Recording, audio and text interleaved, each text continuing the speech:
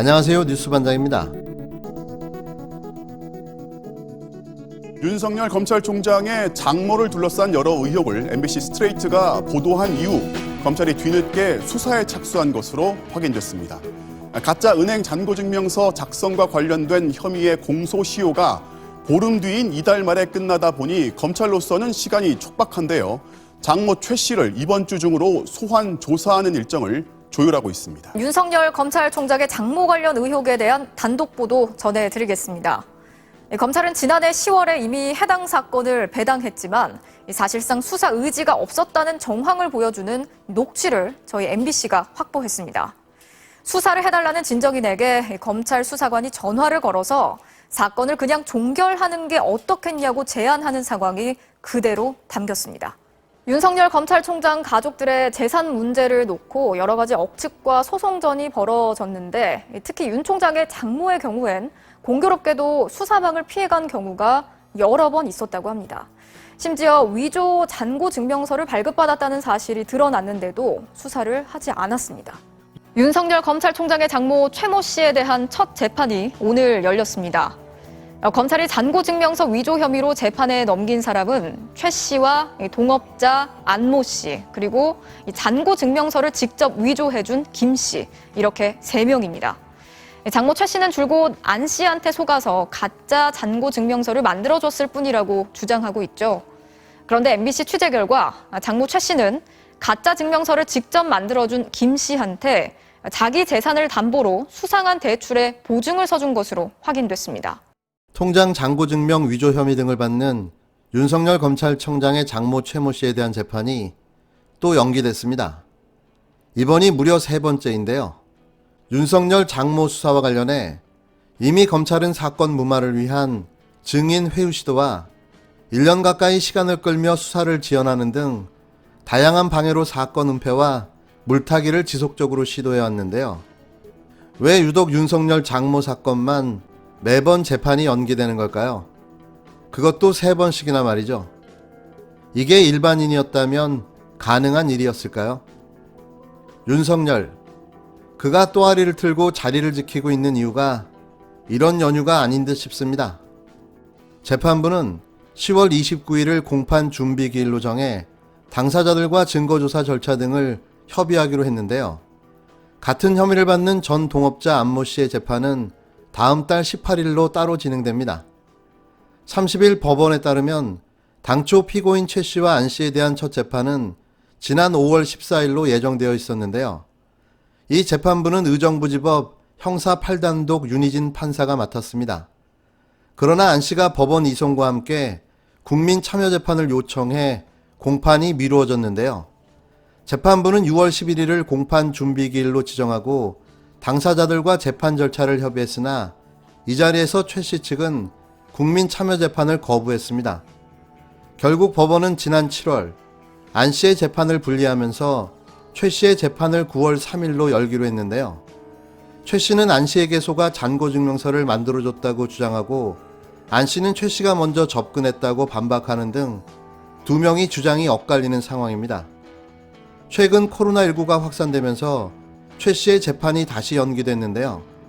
이에 따라 재판부는 10월 29일 공판 준비 절차를 진행하기로 한 겁니다. 법원 관계자는 이번 재판이 관심이 많아 방청객이 몰릴 것으로 예상되면서 코로나19 전파가 우려된다며 재판부가 피고인 검찰 등 사건 당사자들과 협의해 기일을 변경했다고 밝혔는데요. 이에 따라 안 씨에 대한 재판은 같은 법원 형사합의 13부 정다주 부장판사에게 배당됐습니다. 재판부는 다음 달 18일 당사자들과 국민참여 재판 수용 여부 등 재판 절차를 협의할 예정인데요. 최 씨와 안 씨는 사문서 위조, 위조 사문서 행사, 부동산 실명법 위반 등의 혐의를 받고 있습니다.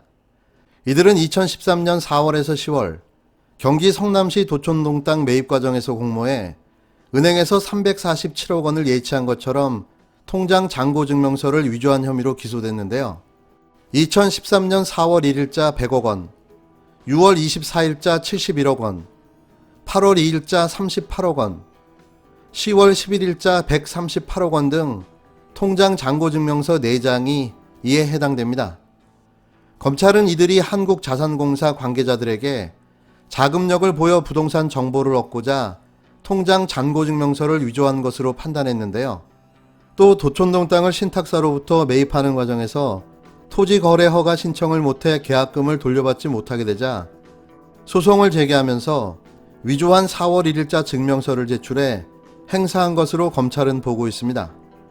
도촌동 땅을 사들이면서 안씨 사위 등의 명의로 계약하고 등기한 혐의도 적용됐는데요. 안씨의 경우 지인에게 돈을 빌리면서 6월 24일자 위조증명서를 사용한 혐의까지 받고 있습니다. 검찰은 통장잔고 증명서를 위조해준 혐의로 김모 씨도 함께 기소했는데요. 김 씨는 최 씨와 같은 형사 8단독부에서 재판을 받습니다. 대체 이게 언제적 사건인가요? 이렇게 지지부진 시간을 끌면서 버티게 하는 이유가 뭘까요? 저는 정말 그것이 알고 싶습니다. 잘하면 조선일보를 한국에서 못 볼 수도 있을 듯합니다.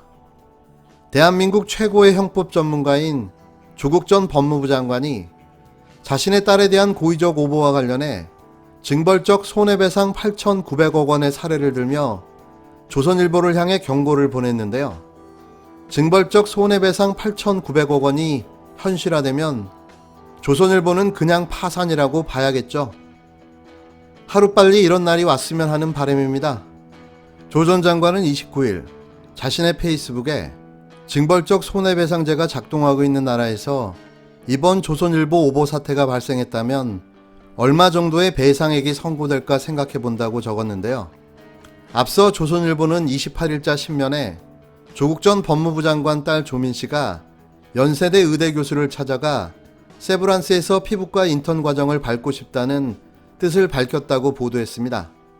하지만 이는 사실이 아니었고 조선일보는 결국 지면 기사를 수정했지만 초판이 일부 지역에 배송되면서 논란은 계속됐는데요. 이후 조선일보는 29일자 이면에 조민 씨, 연세대 의료원에 사과드립니다라는 제목의 기사를 내고 사실관계 확인을 충분히 거치지 않은 부정확한 기사였다고 사과했습니다. 이에 조 전 장관은 해외 사례를 언급하면서 국내에도 오보를 낸 언론사에 대한 징벌적 손해배상 제도가 도입돼야 한다는 취지의 글을 올렸는데요. 그는 미스 리틀 콜로라도, 존 베넷 램지 피살 사건 CBS 다큐멘터리의 경우 7억 5천만 달러, 한화로 약 8,900억 원의 손배소가 제기된 후 2019년 합의 종결됐다고 말했습니다. 이어 신문사가 파산한 사례도 있었다며 1980년 미국 일리노이주 소규모 언론사 엘턴 텔레그래프는 건설사가 마피아와 연관되어 있다는 오보를 낸 후 920만 달러의 손해배상 판결을 받고 파산 신고를 했다고 덧붙였는데요. 조 전 장관은 이날 오후에도 징벌적 손해배상제가 도입되어야 한다는 이유라는 게시물을 올리며 조선일보 명예훼손 손해배상액 8년간 4,700만 원 기사를 링크했습니다. 이렇게 적은 액수를 손배상으로 배상하다 보니 아무렇지도 않게 오보를 남발하고 있는 거죠. 하루빨리 징벌적 손해배상 제도가 도입되어 두 번 다시 악의적 오보, 고의적 오보가 아무렇지도 않게 남발되는 행태에 철퇴가 가해지기를 희망해 봅니다. 항상 그렇지만 너무너무 늦습니다. 현실의 상황보다 법이 항상 뒤따라오는 게 슬프기까지 한 오늘입니다.